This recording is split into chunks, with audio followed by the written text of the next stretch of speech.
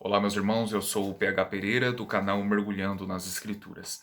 Antes de discorrermos um pouquinho sobre essa questão bem curiosa, eu gostaria de fazer mais uma vez a indicação do meu livro que escrevi recentemente, Uma Defesa ao Uso da Cobertura, Resgatando uma Doutrina Esquecida pela Igreja.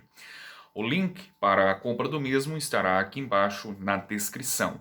Ok, meus irmãos? Meus irmãos, fala-se muito em nossos dias, né, de evitar fazer certas coisas para não escandalizar o irmão fraco. Mas o que seria, afinal, o irmão fraco, né?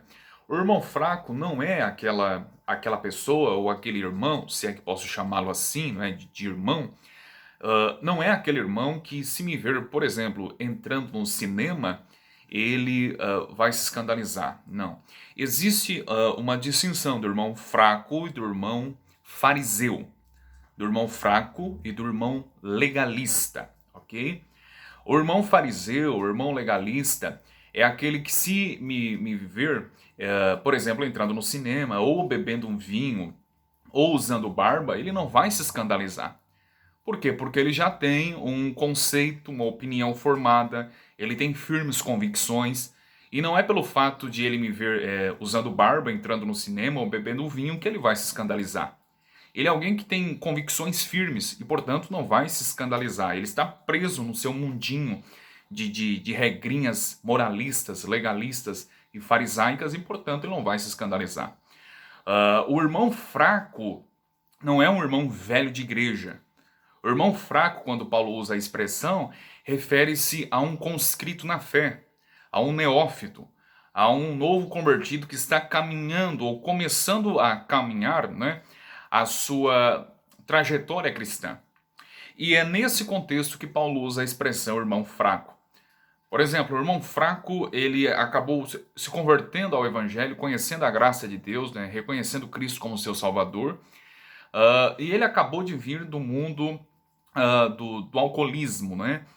E ele está lutando contra isso. Esse vício não vai mudar da noite para o dia. Ele travará batalhas renhidas, quem sabe anos a fios na mesma igreja, embora ele é já regenerado, salvo em Cristo, mas ele ainda será tentado nessa área. E por que não dizer cairá muitas vezes? Mas ele estará lutando contra isso para vencê-la. Atente, meus irmãos, que o irmão fraco é alguém que vem do mundo, conhece a fé cristã e, portanto, ele luta com algumas tentações, né, diárias. E, por exemplo, se ele me vir bebendo um copo de cerveja ou de vinho, é uma forma de ser pedra de tropeço para ele. Mas é dever de todo cristão maduro na fé evitar fazer isto na frente desses irmãos fracos. É isso que Paulo está dizendo, ok? Para não servir de pedra de tropeço e instigá-lo também a cair. Agora, note que eu não estou proibido de fazer certas coisas quando eu não estou na frente desses irmãos fracos. Quando eu estou na frente desses irmãos fracos, ou seja, novos convertidos, eu devo de evitar de fazer certas coisas. Por quê? Porque embora ele venha lutando contra isso, né, ele também tende a pensar que é pecado. E se ele tende a pensar que é tal prática que faço é pecado, e mesmo assim ele venha praticá-la por uma imitação, não é? Ah, o irmão fulano de tal é maduro na fé, está fazendo, eu estou fazendo isso, embora eu pense que é pecado. Isso sim seria escandalizar e servi-lo de pedra de tropeço, porque ele estará indo contra a sua própria consciência, conforme deixa Paulo claro em Romanos 14. Então devemos de fazer essa distinção entre o irmão fraco e o irmão fariseu. O irmão fariseu vai ser velho de igreja, nunca vai abrir mão de suas convicções e não vai se escandalizar de me ver tendo algumas práticas que ele julga como sendo pecado, embora a Bíblia é silente.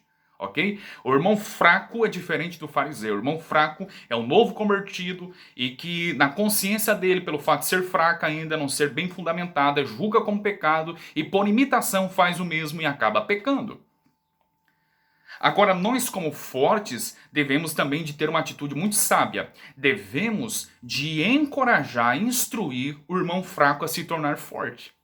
É isso que todo mundo hoje em dia fala, né? Olha, cuide para evitar escandalizar o irmão fraco, mas não há um incentivo para os fortes dar suporte bíblico e amadurecer o irmão fraco.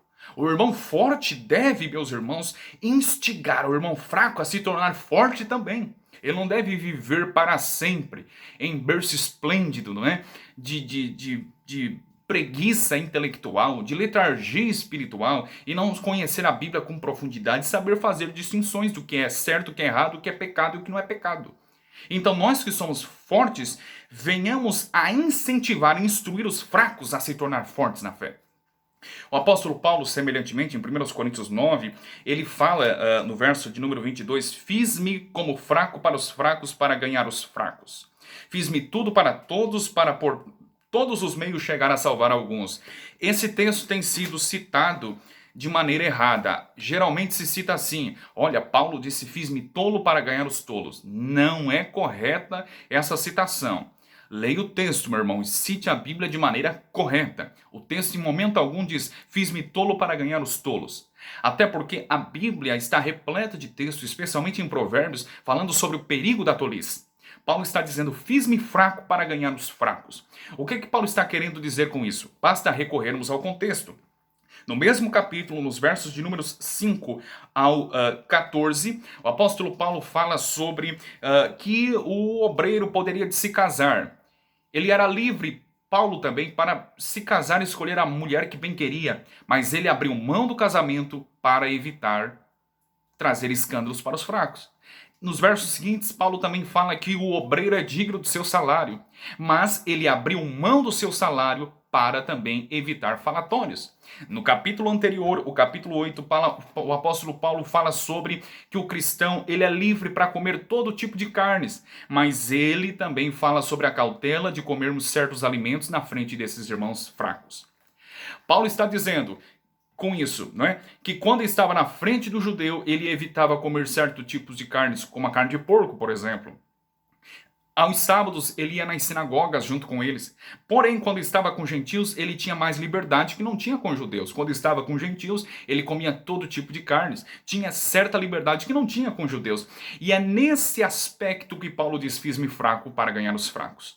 Mas os fracos não devem permanecer sempre no jardim de infância de Deus, espiritualmente falando. Ele deve de ser incentivado pelos fortes a se tornar fortes também. É isso que Paulo está dizendo quando usa a expressão fiz-me fraco para ganhar os fracos, ok? Meus irmãos, eu espero tê-los ajudado e que vocês entendam essa distinção do que é o irmão fraco e do que é o irmão fariseu, moralista, legalista, velho de igreja, que não abre mão de costumes e de regras que ele cria, não é? A fim de uma santidade exterior e que não se harmoniza com a palavra de Deus. Eu espero tê-los ajudado. Abraço.